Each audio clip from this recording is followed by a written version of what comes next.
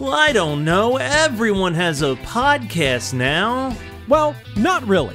What is true is that, according to Nielsen statistics, 55% of the U.S. population, that's over 155 million people, have listened to a podcast, and 24% of the population, that's 68 million people, listen to podcasts weekly.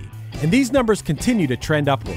What's also true is that over 75% of all podcasts fade away after the first few episodes. It could be for a variety of reasons: lack of strong concept, poor production value, people not realizing how much time needs to be dedicated to it, or simply just not knowing how to get the word out about podcasts. That's where WeKnowPodcasting.com comes in. At WeKnowPodcasting.com, we have a combined 25 years of podcast experience, and we can help you achieve your podcasting goals. Whether you need help starting a new podcast or want to take your currently active podcast to the next level, we got you. From consultations to concept development, from theme music to editing, promotion, animation, graphics, you name it, and we're here to help. Don't become another failed podcast statistic. Let us guide you and help your show become a success. Check out the website at WeKnowPodcasting.com, and even if you're on the fence, don't hesitate to reach out. We're friendly guys, we're passionate about pods, and we're here to help.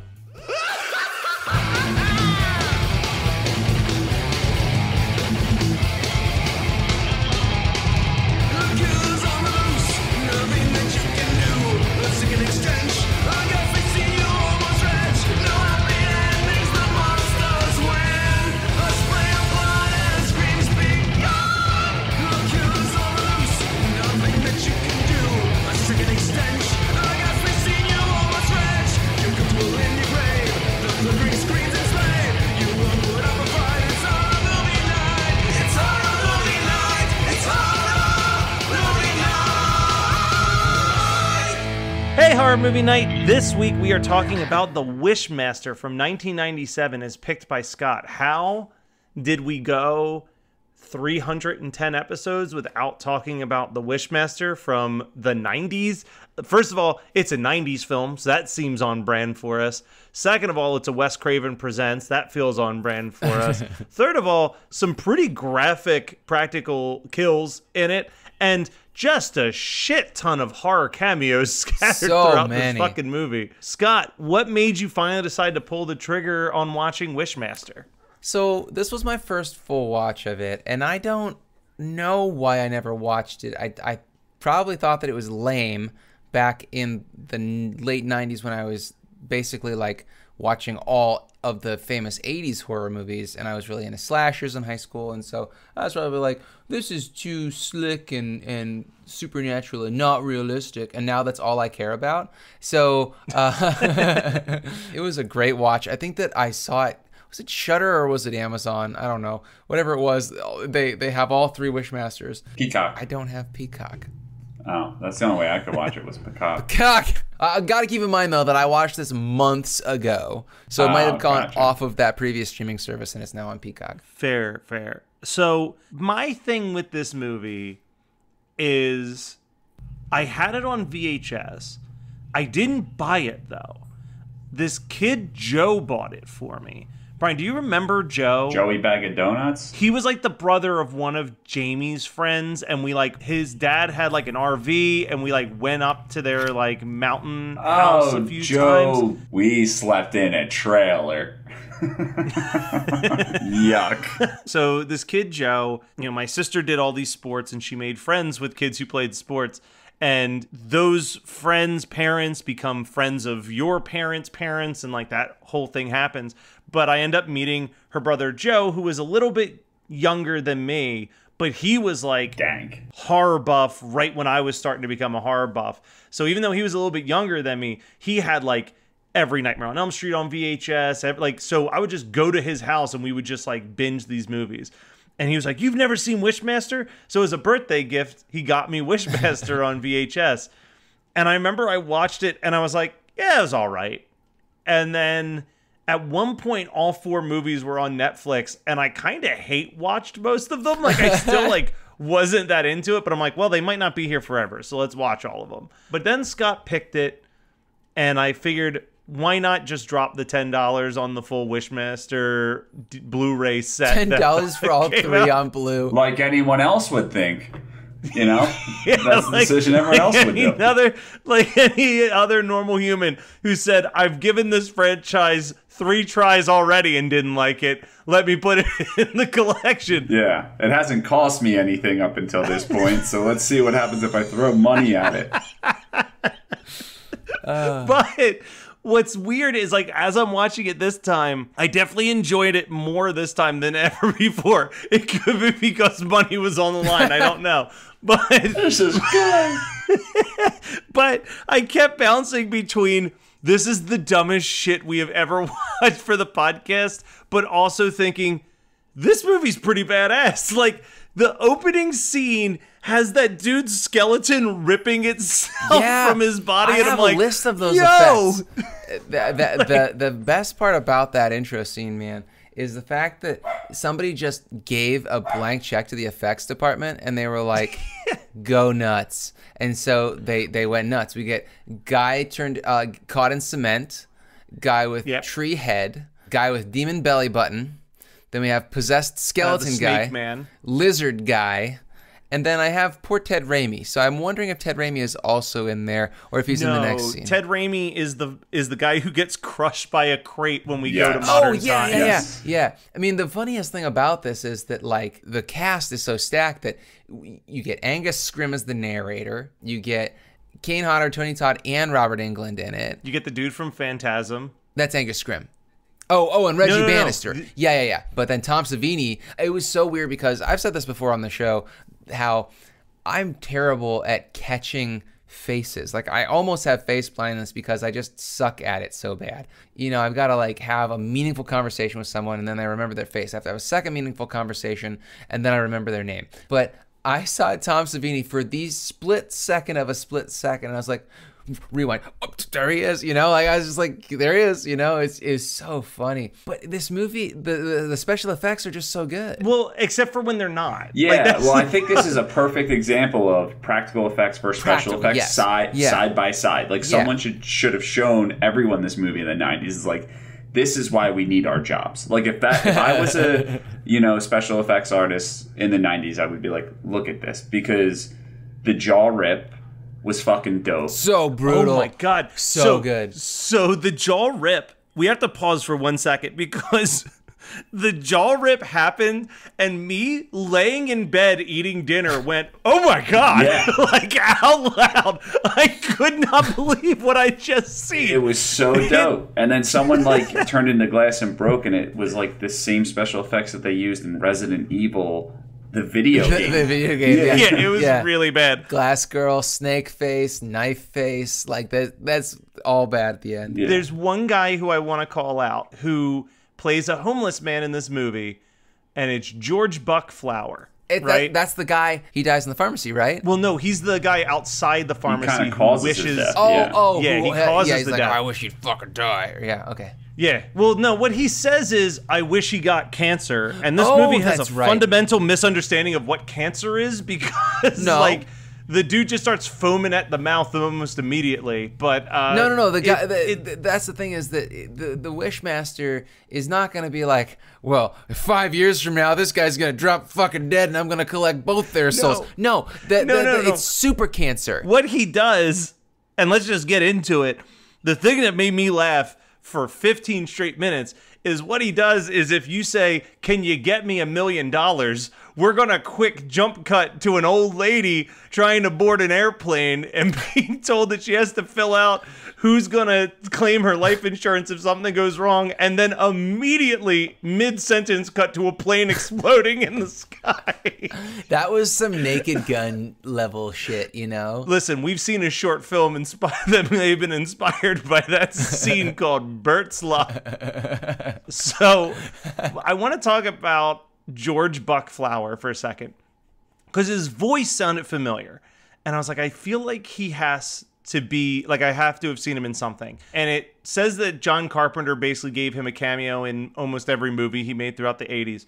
But I want to talk about the concept of typecasting for a split second, because as I look at his credits on IMDb and Wikipedia. I just want to give you a few of these credits here. Bar patron, flasher, homeless man, unnamed homeless man, cab driver, drunk gambler, beggar, Red the bum in Back to the Future 1 and 2. So he's the homeless man that sees Marty McFly take off at the Twin Pines. Oh, that's all he does in every movie. Yeah.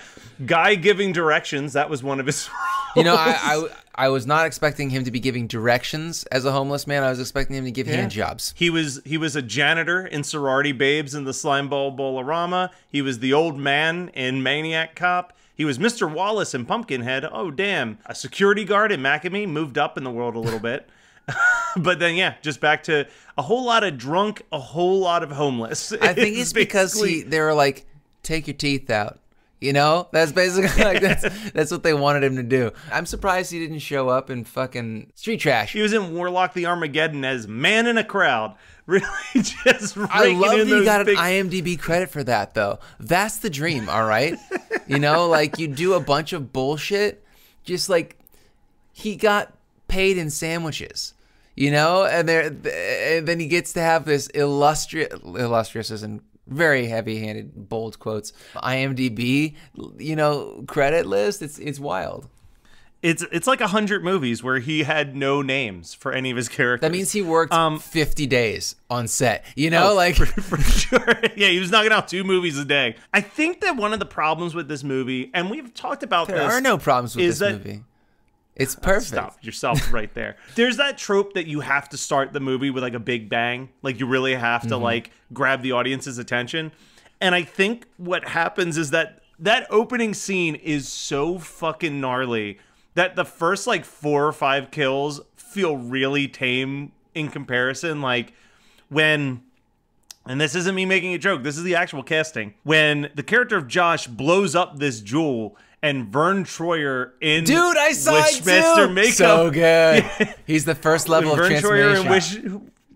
When he's crawling over there and he's like, ask me to ease your pain. And he's like, please ease the pain. And he's like, all right. And then the guy just dies and there's like absolutely no gore effect whatsoever. You're just like, I mean, I just saw a skeleton rip itself out of a person's body. This feels really tame in comparison.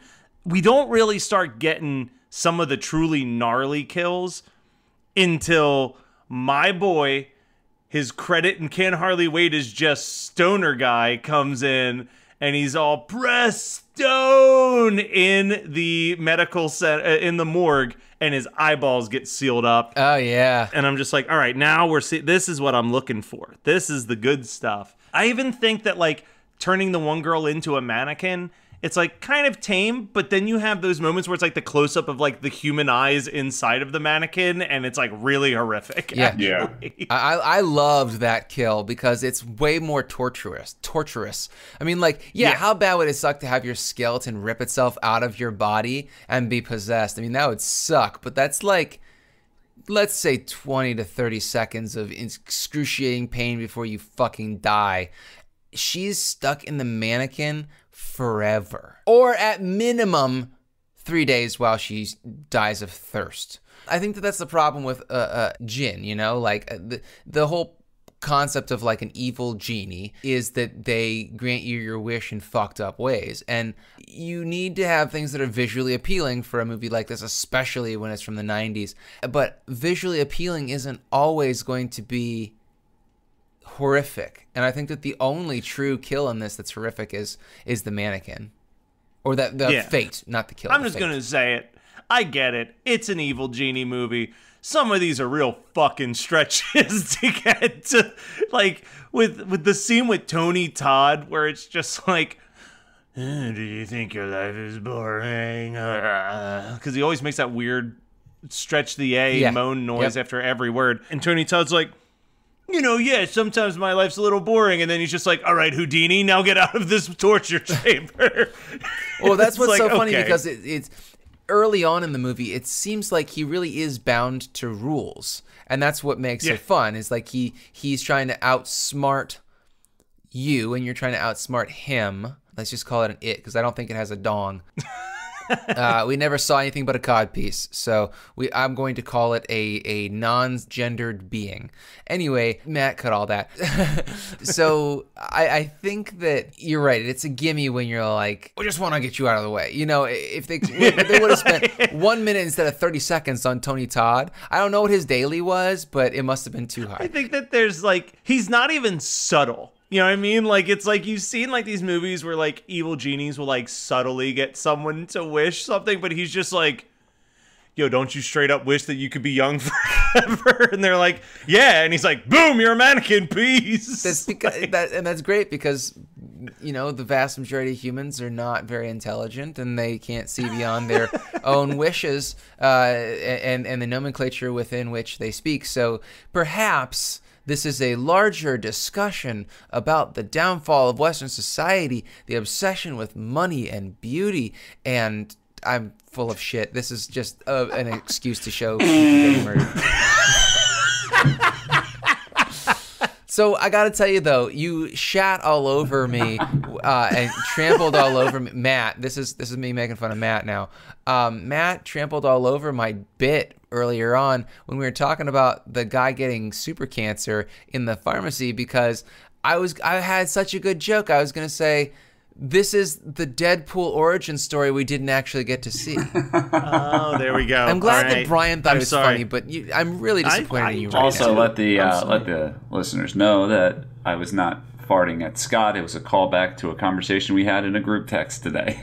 Yeah. I made a joke that's only funny to the two people in our private conversation. Which is most of Let's not get jokes. crazy. It wasn't funny to both of us. So, again, the practical effects when they pop up in this movie are fantastic. Oh, yeah. So, like, our main character, she's trying to figure out how to trick the djinn, and he's forcing her to pick, to make these wishes, or he's gonna fuck with her sister, essentially. So she's like, I want to learn more about you. So he's like, all right, welcome to hell. Welcome to hell. Why can't I have that? Why couldn't you give that? You are on a warpath today just to ruin me. All right, hold on a second. We'll take a 3-second pause. No, I don't want it now. You can say I don't want it now. Welcome to hell. But I love these practical, like, hell monsters that are, like, running around in there. It's because you like the Xenodogs in Alien 3. Yeah, I do. Really, like, almost a perfect callback to the beginning of this movie. Robert Englund's character is like, I want this party to be remembered. And then it is just chaos. Like, there's like, my favorite thing is how quickly it gets bad. So, like, you'll see these, like, this statue with snakes turn into some CGI snakes. And then the very next shot is a dude whose face is already twisted beyond recognition from the snake bite, like, in a matter of 30 seconds. They're fucking supernatural snakes, bro. It's not like their venom is gonna... It's not a neurotoxin, you know? Come on now. But the best part about that whole scene is the piano wire decapitation. Which is the director. Oh, awesome. The director gave himself the best kill. He was like, all right, take my head off. I would do that too. You know, I've just been thinking a lot about this lately, and Matt knows because I told him this when we were hanging out, and I just think that it's time for me to die in a horror movie. I've loved horror movies my entire life, more or less, ever since I knew what they were when I was like 5. You know, I'm like, ooh, I like being scared, and then I just got obsessed with them, and I've never been murdered in a movie, and I feel like if I was given, this was a blank check movie. They were just like, give us a new Freddy. Here's a blank check, and he was like, thanks, idiots. I'm just gonna have fun. And like, if that was my problem, I was like, oh, I got a blank check to make a movie. I'm killing myself in the most extravagant way possible, and you know I love head trauma, and so it's definitely gonna be a decapitation or a head smash. Do it. Not in real life. Please don't come kill me, anybody.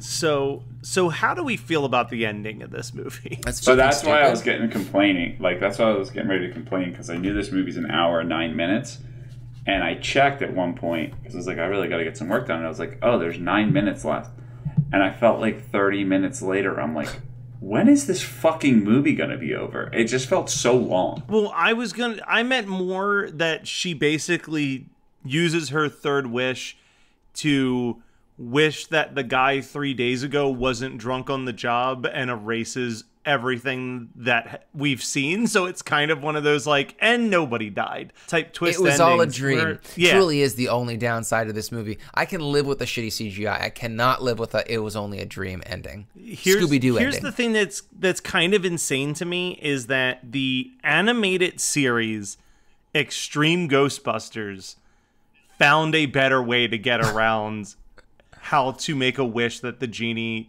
gets fucked over by than this movie did. Brian, do you remember that? Because we watched like maybe 3 or 4 episodes of Extreme Ghostbusters we watched a lot of. There was the Killer Clown one we watched constantly. And this was the one where it was like a salesman genie. Like the one guy was like, I wish I was made of money. And then like he's turned into like a human stack of money. I actually really remember this episode. He was like trying to collect on this one wish. And the wish that they gave was, I wish for you not to grant me my wish. It broke the genie essentially because it was like, to not grant the wish, he would be granting the wish.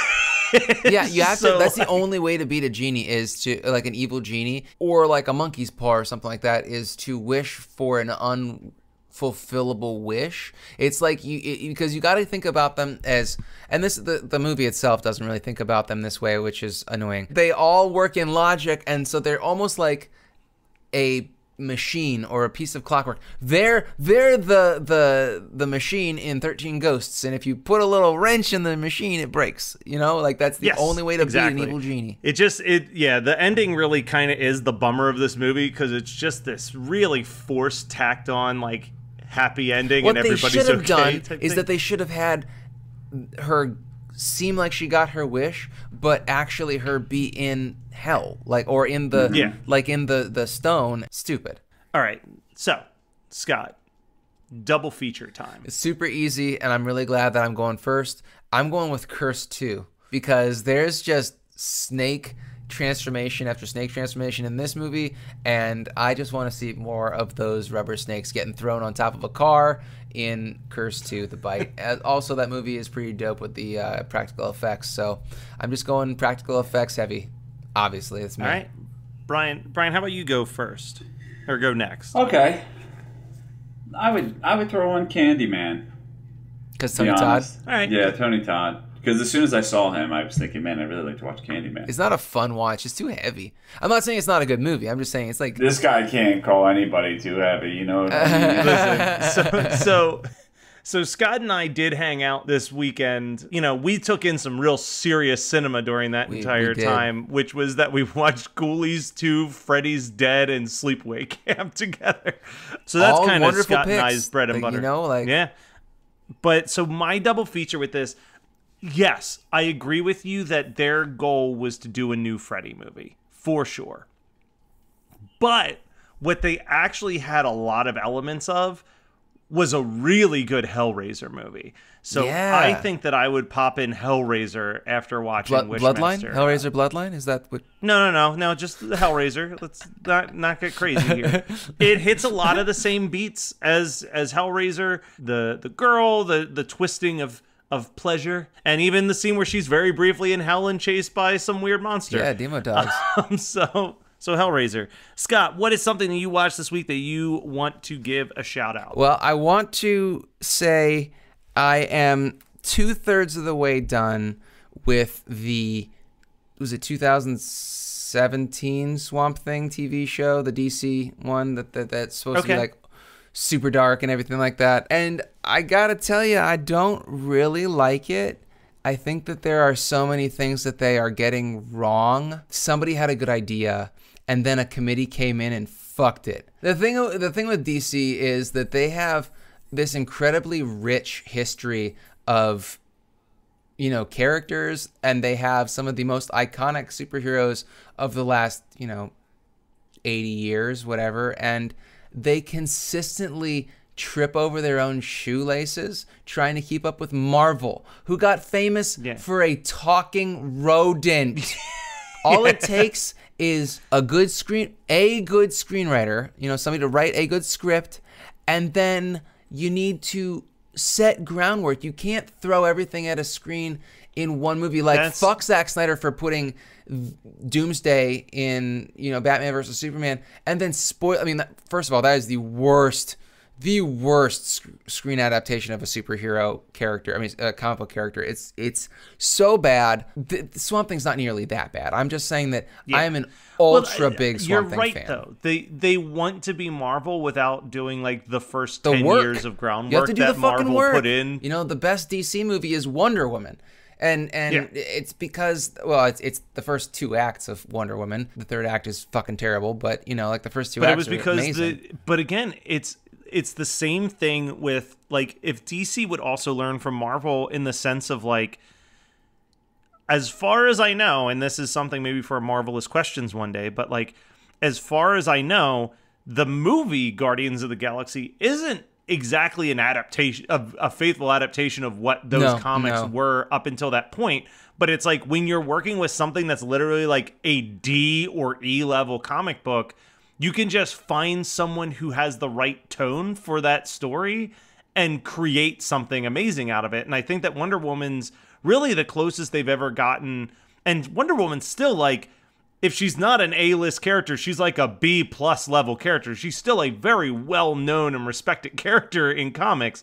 But, like, you could tell that they didn't care enough about her, so they were able to give that character to someone who did give a shit, and they were able to make a good movie without the committee being involved. Yeah, I definitely agree. And the thing is, the Swamp Thing is the kind of character that needs room to grow. I mean, I don't mean that in some sort of pun.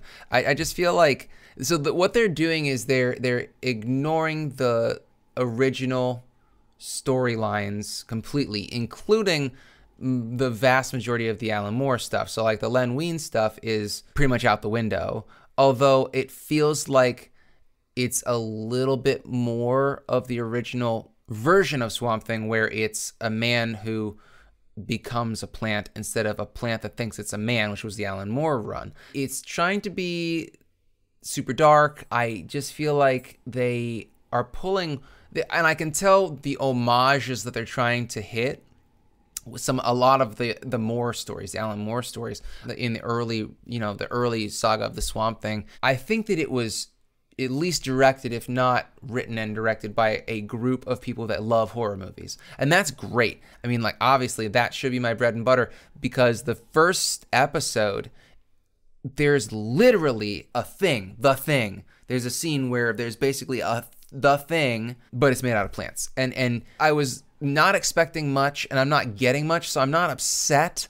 I just wanted to be pleasantly surprised, because I've been putting off watching this for a long time. You just want your favorite superhero to actually have a good franchise. Yeah, and there's a reason why we're not getting Guillermo del Toro's Justice League Dark, because they tried Swamp Thing and Blue Devil in the Swamp Thing TV show, and they did such a mediocre job that I don't even think they got to finish their first season. So I'm going to go real quick, unless Brian's really nervous about not having anything to talk about. No, go. I have nothing to talk about. So he's just not nervous about it. Mine's real short. I don't know when the episode's going to come out, but I was recently on an episode of the Greatest Movie Ever podcast with Paul Chapman. It was the most excited I've ever been to be on a show because of how it happened. Now, Paul Chapman has been a friend of mine for many, many years. He's one of the first podcasts I listened to right there with Geekscape. He's been doing it almost as long as Jonathan. And he posted online, hey, I'm going to do an episode of Greatest Movie Ever about Phantom of the Paradise. And immediately he was like, I got at least 20 messages where they're like, you need to have Matt Kelly from Horror Movie Night on to talk about Phantom. So the fact that, first of all, thank you, everybody. The fact that I am getting as known as being Matt Kelly, like, that's becoming a personality trait right there with like the Muppets and Scrubs, where it's like, oh, it's about this thing. You need Matt Kelly to be on the show. Just absolutely love it. I feel so honored. And yeah, we recorded for a good hour and a half talking about Phantom of the Paradise. Hopefully he trims that down a little bit, but I mean, just a great movie still. So not so much of what did I watch this week, but more just hey, if you've been listening to us for 300 some episodes and you still haven't checked out Phantom of the Paradise, do it up. We get emails still kind of regularly about people who are like, hey, I finally watched it, loved it, like bought a t-shirt. Like, Shout out to Danielle. That was one of her emails. Brian. I got nothing, but I have a quick question for you guys. Pop quiz. All right. Which of these Say hot shot weighs... after that. Say pop quiz, hot shot. Pop quiz, hot shot. Which of these weighs more? A gallon of water or a gallon of butane? The reason that you're asking makes me think that it's a gallon of water. Scott? I'm just going to say butane because Matt said water. I don't... This is a bit, and I don't know where it's going, so go ahead. Well, most people would answer they both weigh a gallon. But it's incorrect. The correct answer is water, because butane is a lighter fluid. God damn it! This is the quality content you will get from Horror Movie Night. Thank you so much for listening. We hope we don't lose 50% of our subscribers on Apple Podcasts or anywhere else that you get your podcasts, your podcasting app that hopefully has not been deleted from your phone as of 15 seconds ago. We are Horror Movie Night. Have a good one.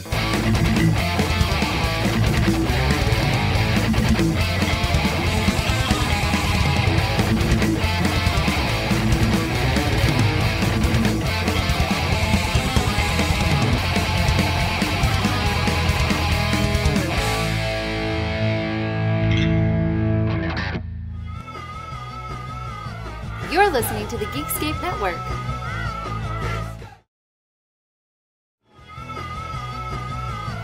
You're listening to the Geekscape Network.